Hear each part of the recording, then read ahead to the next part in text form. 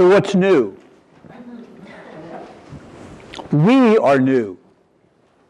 You may not feel it, and the older you get, the less you probably will feel it. But we are new. We are the new creation that John was talking about in the second reading. Have you noticed over the weeks since Easter, in the beginning there was a lot of concentration with Matthew, Mark, and Luke, the gospel readings about the historical events of Jesus' rising from the grave. But now we're reading in John every Sunday. And John, written 3 or 4 decades later, was the result of the Christians beginning to think about and to get the meaning of the events that we heard about in Holy Week and on Easter Sunday, the historical details. What's the meaning of it?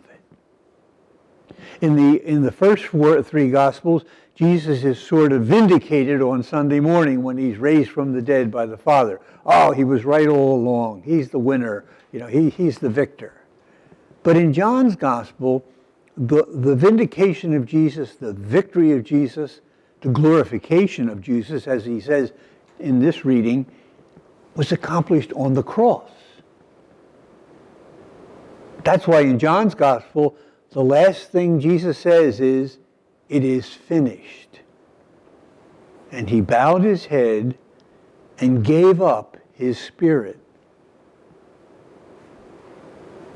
John is trying to say there that it's not just the crucifixion vindicated by the resurrection, but it's the whole life of Jesus summed up in his death and glorification, which is the meaning of his life among us.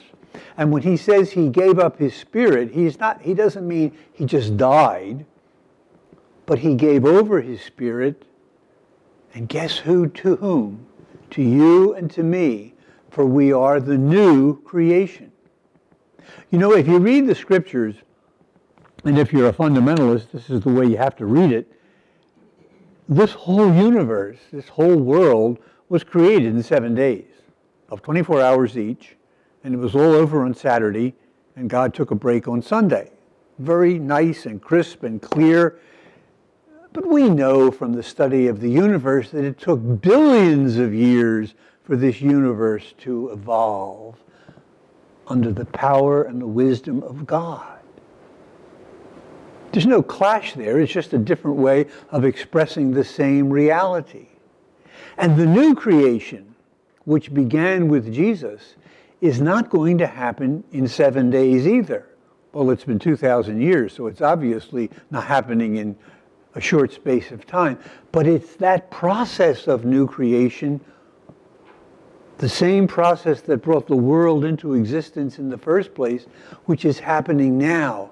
And you and I are the ones who are responsible for the new creation because his Spirit has been poured out upon us. And you may think, well, the world is a mess. Obviously not much has happened. Christians are not winning, blah, blah, blah, blah, blah, all that stuff, But they say if a butterfly flaps his wings in China, there's a hurricane in the Gulf Coast. Because nothing that we do under the Spirit or in the Spirit of Jesus is without result.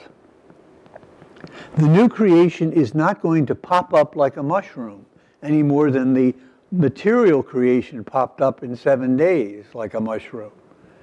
It's going to happen gradually, and in our time and place, we are the carriers of the Spirit, of the power which will bring about this new creation, which is God's will for us and for the whole universe. And the power and the means by which we do that is our ability to continue the love of God manifested in Jesus in our own particular time and place. And we don't do that in a vacuum either. You can't love in a vacuum. You can't love by yourself.